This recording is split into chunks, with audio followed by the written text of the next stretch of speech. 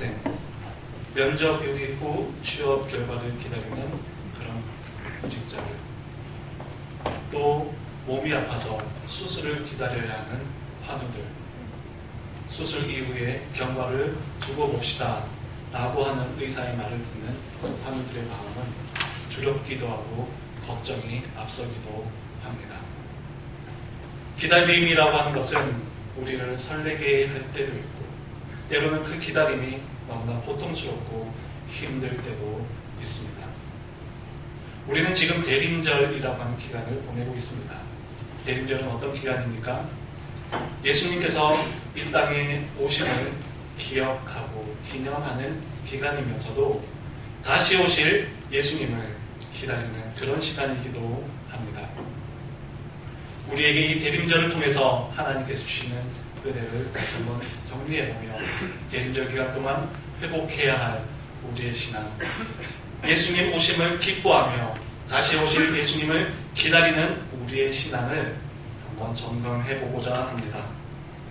먼저 우리는 이 대림절 기간 동안 긍휼을 베푸시는 하나님을 기억해야 합니다. 오늘 본문의 내용을 보면 마리아가 엘리사벳을 찾아가는 내용이 나옵니다. 본문 39절을 보면 마리아가 일어나 빨리 산골로 갔다라고 그렇게 이야기하죠. 급히 서둘러 갔던 것이죠. 마리아가 이렇게 급히 엘리사벳을 찾아간 이유는 엘리사벳이 임신을 했다라고 하는 소식을 들었기 때문입니다.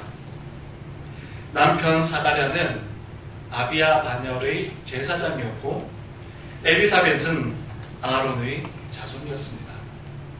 나름대로 신앙의 정통성이 있고 신앙의 지도자로서 영향력 있는 그런 가문의 사람이었습니다. 이런 가문에 있던 이 두 사람, 그런데 이들에게 한 가지 어려운 문제가 있었다면 나이가 많아질 때까지 아이가 없었다는 것이죠. 아이가 없었지만 그들에게 맡겨진 일을 충실하게 잘 감당해가고 있었습니다. 그러던 어느 날 성전에서 분향을 하고 기도하던 중 천사가 남편 사가랴에게 나타나서 엘리사벳이 곧 아이를 가질 것이다 라고 그렇게 예언을 해줍니다. 그토록 기다리던 아이, 얼마나 반가운 소식이었을까요? 그러나 사가랴는 이 소식을 듣고 감사하고 기뻐하기보다 그 말을 의심하며 믿지 않습니다. 내가 이것을 어떻게 알겠습니까? 내가 이것을 어떻게 믿겠습니까? 나도 늙고 내 아내도 늙었습니다 라고 그렇게 반응을 하죠. 천사의 그 말을 믿기보다 자신이 처한 상황을 먼저 생각했습니다. 천사의 그 말을 하나님의 뜻과 섭리로 받아들이기보다 자신이 처한 현실의 문제만을 먼저 생각했던 것이죠. 그 일로 인해 사가랴는 아이가 태어날 때까지 말을 못하게 됩니다. 하나님께서 의심과 부정의 입술을 닫아 버리셨던 것이죠.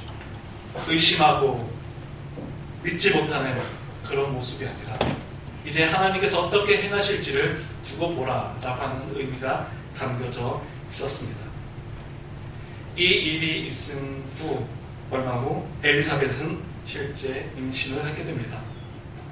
사가랴의 불신앙과 믿음 없음에도 불구하고 하나님께서는 그 가정을 긍휼히 여기셔서 아이를 허락해 주셨던 것이죠.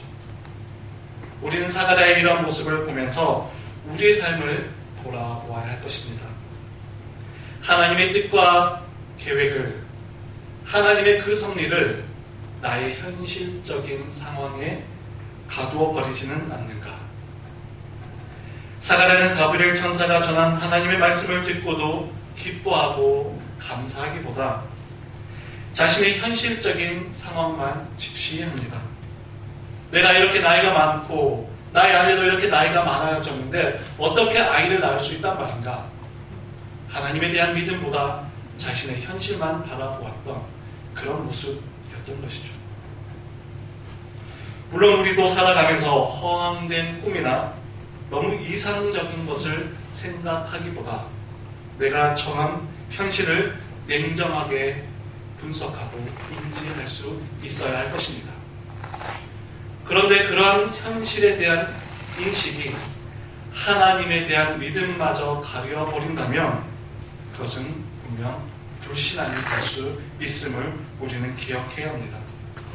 우리는 우리의 현실을 바라보는 것도 중요하고 내 상황을 올바르게 분석하는 것도 중요하지만 더욱 중요한 것은 하나님의 뜻과 계획이 무엇인지, 내가 지금 어렵고 힘든 상황에 있다 할지라도 하나님이 말씀하신다면, 하나님의 뜻과 계획이 있다면 그대로 될 것에 대한 그 믿음을 가지는 것입니다.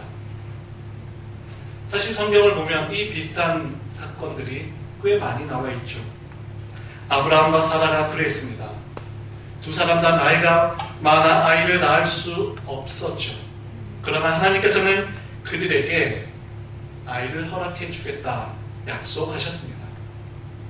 그 약속에도 불구하고 아브라함은 그 약속을 기다리지 못하고 그 약속을 믿지 못하고 하나를 통해 이스마엘을 낳게 되죠.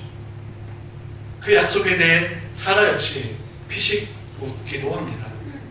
이러한 모습에도 불구하고 하나님께서는 그 가정을 긍휼히 여기셔서 아이 이삭을 허락해 주셨습니다. 우리가 잘 아는 한나도 마찬가지죠. 아이를 낳지 못해 고통 가운데 있던 그를 하나님께서는 긍휼히 여겨주셔서 그를 통해서, 한나를 통해서 사무엘을 낳게 해 주셨습니다.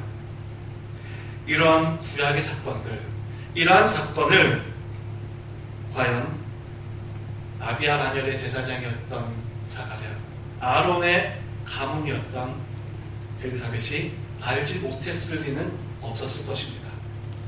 분명 하나님의 약속은, 하나님의 그 말씀은 반드시 이루어질 것이다 라고 하는 믿음이 있었다면, 그리고 아브라함과 사라에게 한나에게 약속하셨던 그 약속이 온전히 성취된 것을 기억했다면 사가랴도 엘리사벳도 하나님의 그 약속을 믿고 기뻐했어야 할 텐데, 안타깝게도 사가랴는 자신의 현실만을 바라보았던 그런 모습입니다. 오늘 우리도 우리의 현실에 좌절하기보다, 나의 모습에 실망하기보다, 나의 삶의 모습 때문에 하나님에 대한 믿음을 저버리는 그런 모습이 아니라, 내가 어렵고 힘들지만 그 상황 속에서도 긍휼을 베푸시는 하나님을 바라보아야 할 것입니다.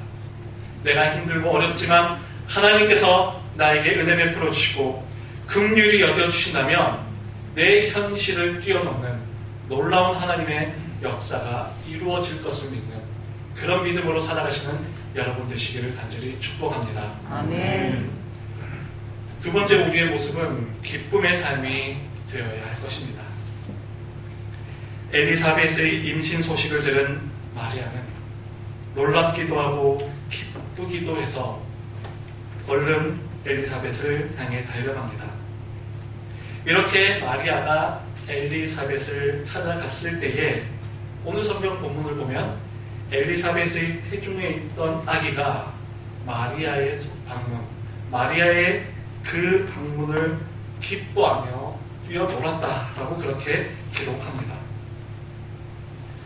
태아는 임신 6주에 달팽이관이 생기기 시작해서 12주가 되면 완성된다고 합니다.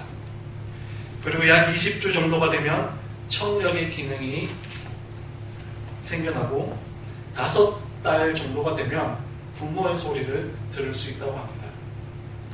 지금 엘리사벳이 6개월 정도 되었으니 아마 마리아의 소리를 알아듣는 것 일반적 상황으로 보여질 수 있습니다. 그런데 이상한 것은 이 태중의 아기가 처음 보는 마리아의 소리를 듣고 처음 방문한 그 마리아를 마치 기다렸다는 듯이 기뻐 뛰어놀았다라고 성경에는 기록합니다. 물론 일반적인 상황 속에서 엄마의 소리를 듣고 아빠의 소리를 듣고 태중의 아이는 반응할 수 있습니다. 그런데 처음 방문하는 그 마리아를 마치 기다렸다는 듯이 이 태중의 아기는 기뻐하며 뛰어놀기 시작합니다. 이 태중의 아이가 누구입니까? 우리가 잘 아는 세례 요한이죠. 1장 15절, 누가복음 1장 15절을 보게 되면 이 태중의 아이는 성령 충만할 것이다 라고 그렇게 이야기합니다. 태중의 아기가 성령 충만하여져서 그는 주 앞에서 큰 자가 되고 이스라엘 백성들을 하나님께 돌아오게 하는 그런 삶을 살아가게 될 것을 가브리엘 천사가 예언해 줍니다. 태중에 있던 아기가 성령 충만하다는 것, 우리에게는 어색하게 보일 수도 있습니다.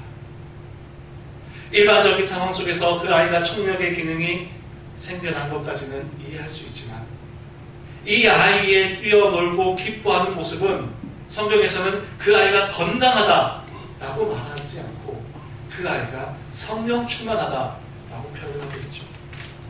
보통 산부인과 가서 이렇게 아이 초음파를 해봅니다. 그러면 아이가 잘 놀고 있어요. 그러면 뭐라고 이야기합니까? 아유, 아이가 참 건강하네요. 아이가 참 건강하게 잘 자라고 있습니다. 잘 놀고 있습니다. 라고 이야기하며 아이가 노는 모습을 보면서 대부분은 건강하다고 이야기를 해줘. 그런데 오늘 이 아기의 기뻐 뛰어노는 모습은 건강함을 넘어서서 성령 충만으로 이야기해주고 있습니다. 이 세례 요한의 성령 충만함은 무엇으로 인한 것일까요? 일반적인 상황 속에서 이 아이가 마리아의 방문을 기뻐하며 뛰어놀았다는 것, 일반적으로 가능한 일이지만 더욱 놀라운 것은 이 태중의 아이는 세례 요한으로서 이제 장차 올 예수님을 예언하며 예수님의 앞길을 준비하는 이로써 이 태중의 아이는 이미 마리아를 알아본 것입니다. 사실 지금 엘리사벳이 태중의 아이를 임신하고 있지만 이 엘리사벳을 방문한 마리아 역시 임신을 한 상태였습니다. 마리아의 뱃속에는 누가 있었습니까? 바로 예수님이 그 태중에 있었습니다. 세례 요한이 알아본 것은 마리아를 알아보는 것이기도 하지만 장차 올 예수 그리스도, 장차 올 메시아 예수님을 알아보았던 것이죠. 예수님을 알아보고 그 예수님으로 인해 그 태중의 아기도 기뻐하며 뛰어놀았던 것입니다. 그것은 바로 성령 충만으로 인해 예수님을 알아본 것이고 성령 충만으로 인해 기뻐했다라고 성경에는 기록하고 있습니다. 여러분들에게도 이런 성령 충만함이 있기를 간절히 소원합니다. 여러분, 우리가 성령 충만이라 하면 무엇을 생각합니까? 일반적으로 우리가 성령 충만이라고 하면 방언을 생각하기도 하고요, 병고침과 같은 그런 모습을 떠올리기도 합니다. 물론 방언이라든지 병고침이라든지 모두 성령의 역사입니다. 그런데 성령의 역사는요, 이러한 신비한 표적으로만 나타나는 것이 아니라 온유함, 사랑, 인내함, 이런 성품으로 나타나기도 하고요, 때로는 성령의 역사가 가르침, 봉사, 섬김과 같은 사역의 형태로 나타나기도 합니다. 오늘 본문에 나타나고 있는 이 엘리사벳, 그리고 그 태중에 있던 세례 요한에게 임했던 성령 충만은 무엇입니까? 바로 기쁨이었습니다. 그리고 예수님을 알아보는 그 영적인 인지력이었습니다. 오늘 저와 여러분들에게도 바로 세례 요한에게 있던, 태중에 있던 그 세례 요한에게 있던 그 성령의 영이 충만하게 되기를 간절히 소원합니다. 그것은 무엇입니까? 바로 기쁨의 회복입니다. 우리 삶이 언제나 기뻐하고 우리 삶이 언제나 감사할 수 있는 그런 신앙이 되어야 할 것입니다. 우리가 신앙생활을 한다는 것이 때로는 힘들기도 하고 어려운 과정일 수도 있습니다. 그럼에도 불구하고 우리는 항상 기뻐하고 우리 삶에 감사가 넘쳐나야 할 것입니다. 신앙생활이 만약에 억지로 하는 것이 되고 마지못해 하는 것이 된다면 그 신앙생활이 얼마나 힘들고 어렵겠습니까? 그렇지만 신앙생활이, 하나님을 믿는 것이 늘 우리에게 감사가 되고 기쁨이 될 때에 그 신앙생활이 우리에게 유익하고 그런 기쁨을 통해서 또 다른 이들에게 영적인 기쁨, 신앙의 영향력을 미쳐줄 것입니다. 여러분, 교회 나오는 것이 기쁘십니까? 우리 창신교회에 나오는 것이 즐거우십니까? 여러분들에게 그런 기쁨과 즐거움이 늘 넘쳐나기를 간절히 축복합니다. 아니 목사님, 뭐 기뻐할 만한 것이 있어야죠. 내 삶은 너무나 힘들고 어렵습니다. 다른 사람들 보면 다 잘 되는 것 같고 다른 사람들 보면 다 잘 풀려지는 것 같은데 저는 그렇지 않아요. 기뻐할 만한 것이 없어요 라고 혹시 생각하지는 않습니까? 그런 상황 속에서도 우리에게 찾아온 예수님, 우리에게 허락하신 그 구원의 은총, 우리에게 허락해 주신 그 예수 그리스도 그 크신 사랑을 생각할 때에 우리 현실에서 느낄 수 없는, 우리 삶의 자리에서 경험할 수 없는 보다 크고 놀라운 기쁨이 여러분들에게 임재할 것입니다. 성령의 충만함을 통해 기뻐하고 성령의 충만함을 통해서 예수님을 기쁨으로 맞이하는 여러분들의 삶이 되시기를 축복합니다. 아멘. 그리고 세 번째, 우리는 주의 말씀이 우리의 삶 가운데 온전히 이루어질 것을 믿는 그런 믿음으로 살아가야 합니다. 마리아가 엘리사벳을 찾아가 기쁨으로 엘리사벳과 태중의 아이를 축복했을 때에 엘리사벳 역시 마리아를 향해 축복합니다. 주께서 하신 말씀이 반드시 이루어지리라고 믿는 그 여자에게 복이 있도다. 주께서 말씀하신 그것을 믿는 사람에게 복이 있도다 라고 엘리사벳이 마리아를 향해 축복했습니다. 오늘 본문에 나타나고 있는 엘리사벳, 하나님의 은혜로 임신을 하게 되었죠. 그런데 어쩌면 엘리사벳보다 더 큰 은혜가 필요한 이가 있다면 마리아가 아닌가 생각해 봅니다. 엘리사벳은 나이가 많아 임신할 수 없는 상황에서 임신을 했다면 반대로 마리아는 절대 임신해서는 안 되는 상황이었죠. 아직 결혼을 안 했기 때문입니다. 절대 임신해서는 안 되는 상황 속에서 임신을 하게 되었습니다. 그 일이 마리아에게는 너무나 두렵고 무서운 일이었을 것입니다. 그래서 가브리엘 천사가 마리아에게 찾아갔을 때에 마리아여 무서워하지 말라라고 이야기하죠. 무서워하지 말라라고 말했다는 것은 마리아가 너무 두려워하고 무서워하고 있었기 때문입니다. 당시 결혼하지 않은 여인이 아이를 가졌다라고 하는 것은 돌에 맞아 죽을 수도 있는 상황이었습니다. 그러기에 지금 마리아는 이 모든 상황이, 자기에게 일어나는 이 모든 상황이 너무나 두렵고 무서울 수밖에 없는 그런 상황이었을 것입니다. 그랬던 마리아를 향해 천사는 아들을 낳을 것이니 그 이름을 예수라 하라. 그리고 그 아이를 통해서 하나님이 세상을 구원하시고 영원한 하나님 나라를 세워가실 것이다 라고 그렇게 하나님의 말씀을 전해줍니다. 이 이야기도 마리아에게는 너무나 크고 어려운 부담스러운 말이었을 것입니다. 이런 큰 걱정과 부담을 안고 있는 마리아를 향해 엘리사벳은 주의 말씀이 온전하게 이루어질 것을 믿는 그에게 복이 있도다 이야기하죠. 이 이야기를 들은 마리아는 더 이상 두려워하지 않고 무서워하지 않고 담대한 믿음으로 일어서게 됩니다. 오늘 우리가 읽었던 본문 45절 이후에 이제 46절부터 보게 되면요, 마리아의 찬가가 나옵니다. 그 마리아의 찬양, 마리아의 찬가를 보면 과연 돌에 맞아 죽을 수도 있는 사람이 이런 고백을 할 수 있을 것인가 라고 할 정도로 놀라운 고백을 하는 것을 보게 됩니다. 그 찬양의 내용을 보게 되면 마리아는 이 모든 현실에서의 걱정과 염려를 다 떨쳐버리고 오직 하나님께서 그에게 하신 말씀이 온전하게 이루어질 것을 믿는 그 믿음으로 서 있음을 보게 됩니다. 오늘 우리도 이와 같은 믿음으로 일어설 수 있게 되기를 간절히 축복합니다. 오늘 우리도 현실적으로 너무나 힘들고 어려운 문제들이 있을 수 있죠.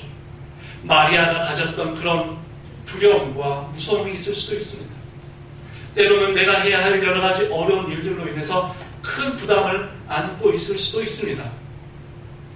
그렇지만 하나님께서 나에게 하신 그 말씀이 온전하게 이루어질 것을 믿는 믿음이 있다면, 하나님께서 나에게 하신 그 약속이 온전하게 성취될 것을 믿는 그 믿음이 있다면, 우리는 그 모든 어려움들을 믿음으로 이겨내고 어려운 현실 속에서도 하나님을 찬양하며 내 삶의 고난과 문제의 상황이 있다 할지라도 마리아가 고백했던 그 놀라운 하나님의 은혜를 찬양하며 나아갈 수 있게 될 것입니다. 아멘. 스포츠 브랜드 아디다스를 잘 아실 것입니다. 아디다스 부사장까지 지냈던 강형근 대표라는 분이 계십니다. 그는 말단 직원에서부터 시작해서 아디다스 전 세계 8명만 세워질 수 있는 글로벌 디렉터까지 올라가게 됩니다. 그가 그렇게 성장하고 영향력 있는 리더로 세워질 수 있었던 것은 변하는 시대를 예측하고 발빠르게 대응하면서 소비자의 성향을 분석하고 현실에 안주하지 않고 지속적인 변화를 꾀했기 때문이다라고 이야기를 합니다. 큰 변화를 두려워하지 않고 지속적인 변화, 또 세상의 흐름들을 이해하면서 때로는 변화하고 때로는 그 변화를 주도하기도 했던 그런 일을 했다고 합니다. 그러면서도 그가 놓치지 않았던 한 가지가 있었다고 합니다.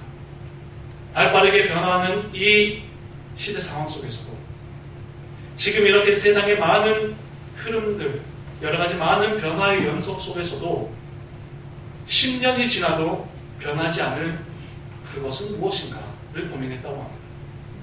변화를 주도하고 변화를 따라가면서도 그 마음의 중심에는 10년이 지나도 변하지 않는 그것은 무엇인가, 그 가치를 잃어버려서는 안 된다라고 하는 것이 되게 중요한 신념으로 있었다고 합니다. 모델은 변할 수 있고 유행은 변할 수 있고 패션은 변할 수 있지만 스포츠용품의 중요한 본질로서의 그 기능은 결코 변하지 않고 더 업그레이드되고 더 좋아져야 한다고 하는 10년이 지나고 20년이 지나도 변하지 말아야 할 것들, 변하지 않는 그것을 중심에 두고 생각했다는 그의 이야기를 들으면서 오늘 우리의 삶 속에서도 특별히 코로나를 경험하면서 이전에 경험하지 못했던 변화된 세상, 여러 가지 많은 것들이 눈부시게 발전해가면서 그 상황 속에서도 우리가 지켜야 할 것은 무엇인가 생각해보게 되었습니다. 세상은 아무리 변하고 바뀌어도 변하지 않는 그것이 무엇입니까? 바로 우리의 삶을 지켜주는 하나님의 말씀입니다. 하나님의 말씀은 아무리 시대가 바뀌고 역사가 흘러가고 상황이 변한다 할지라도 우리를 향한 하나님의 놀라운 계획, 우리를 향한 하나님의 그 말씀은 결코 변하지 않는다는 것이죠. 이사야가 고백하죠. 푸른 마르고 꽃은 시드나 우리 하나님의 말씀은 영원히 서리라.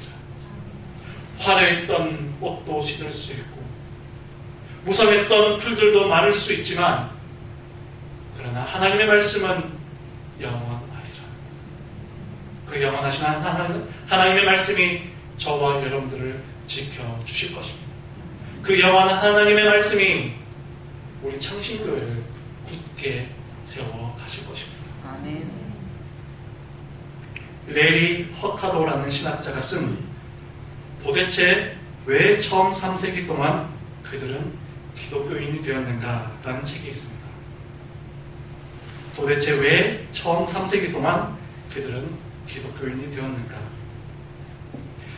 그 책에서는 1세기에서 3세기 초기 기독교는 다른 어떤 종교들보다 심한 박해를 받았다라고 이야기를 하죠. 그런데 놀라운 것은 그런 극심한 박해 속에서도 많은 사람들이 그리스도인이 되기로 작정했다는 것입니다. 그 당시 기독교인이 된다는 것은 매우 위험한 일이었고 심지어 세례를 받는다는 것은 자신의 목숨을 내어놓는 그런 일이기도 했습니다. 그럼에도 불구하고 많은 사람들이 그리스도인이 되기로 확신하고 결단합니다. 이 책에서는 두 가지 이유를 들고 있는데요. 첫 번째는 은혜로 얻는 구원을 이야기합니다. 당시 다른 종교들은 종교적 의식이나 제사 행위를 통해서 그 행위가 자신들이 믿는 신에게 합당하고 그 정성이 상달되면 구원을 얻을 수 있다라고 이야기하죠. 그래서 많은 헌신을 해야 했고 때로는 자신을 힘들게 하고 자신의 육체를 상하게 하는 그런 많은 고행을 통해서 구원의 반열에 올라가기 위해서 노력하기도 했습니다. 그런데 기독교는 어떻습니까? 자신의 행위나 제사나 어떤 의식, 고행을 통해 얻는 구원이 아니라 하나님을 믿는 믿음, 예수님을 믿는 믿음, 그 믿음이면 충분하다는 것이죠. 나의 성과와 나의 노력이 아니라 하나님의 은혜로 얻는 구원이 초기 기독교인들에게 하나님을 믿을 수 있는, 기독교인이 될 수 있는 중요한 이유가 되었다고 합니다. 그리고 또 한 가지는 바로 하나님과의 인격적인 사랑, 하나님과 나누는 인격적인 사랑을 그 두 번째 이유로 듭니다. 다른 종교들은 신과 사람이 사랑을 나눌 수 있는 종교가 아니라는 것이죠. 신은 내가 존경해야 되고 때로는 무서워하면서 그 신의 명령을 따라 살아가야만 하는 무거운 책임감, 그 무거운 중압감으로 그 신을 숭배했다고 이 책에서는 말합니다. 그런데 기독교는 어떻습니까? 하나님이 나에게 먼저 찾아오시고 하나님이 나를 구원하기 위해 그 아들 예수 그리스도를 보내어주신 그 사랑, 나에게 먼저 찾아오신 하나님의 그 사랑을 경험하는 것에서부터 시작됩니다. 내가 무엇인가 노력하지 않아도, 내가 무엇인가 헌신하지 않아도 하나님이 나에게 먼저 찾아오셔서 나를 사랑한다 말씀하심으로 그 사랑을 경험함으로 인해서 나도 하나님을 사랑하게 되는 것, 그것이 바로 그 많은 고통과 어려움을 이겨낼 수 있는, 그 박해를 이겨낼 수 있는 힘이 되었다라고 말하죠. 사랑을 경험하면, 하나님의 그 놀라운 사랑을 경험하면 어떠한 박해도 어떠한 외압도 능히 이겨낼 수 있는 그 힘과 믿음이 생겨난다라고 이야기합니다. 오늘 우리 삶에도 은혜로 얻는 구원과 하나님이 나에게 찾아오셔서 인격적인 사랑을 경험하게 하신 그 사랑을 경험한다면 우리의 삶의 자리에 힘들고 어려운 일이 있다 할지라도 능히 이겨낼 수 있는 그 믿음이 생겨나게 될 것입니다. 아멘. 대림절을 보내는 우리 마음 가운데 엘리사벳과 그 태중에 있던 아이가 그러했던 것처럼 기쁨의 영으로 충만하기를 간절히 소원합니다. 엘리사벳을 하나님께서 긍휼히 여기셨던 것처럼 이 대림절 기간 동안 하나님께서 나를 긍휼히 여기실 것에 대한 그 믿음을 회복할 수 있게 되기를 소원합니다. 또한 초대교회 성도들이 그러했던 것처럼 하나님의 사랑을, 하나님의 그 깊은 사랑을 우리 가슴에 새기고 하나님과 인격적인 교제를 나눌 수 있는 그런 대림절의 기간이 될 수 있기를 간절히 소원합니다. 기도하겠습니다. 살아계신 하나님, 오늘도 거룩하고 복된 주일을 맞이하여 주님 앞에 나와 예배드릴 수 있도록 인도하시니 감사합니다. 특별히 대림절 기간 동안 우리에게 은혜와 긍휼을 베푸시는 하나님을 바라보며 우리 삶 가운데에 하나님의 말씀이 온전하게 성취될 것을 믿는 그 믿음으로 살아갈 수 있도록 인도하여 주시옵소서.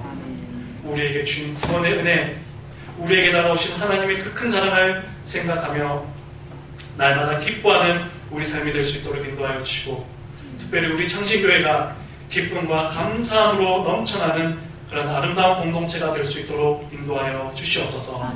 이 교회 안에서 기쁨과 감사함을 누릴 때에 이 교회의 당장을 넘어서서 창신학원과 이 지역사회 가운데서도 하나님의 사랑, 하나님의 기쁨이 우리를 통해 흘러갈 수 있도록 인도하여 주시옵소서. 예수님 거룩하신 이름으로 기도하옵나이다. 아멘.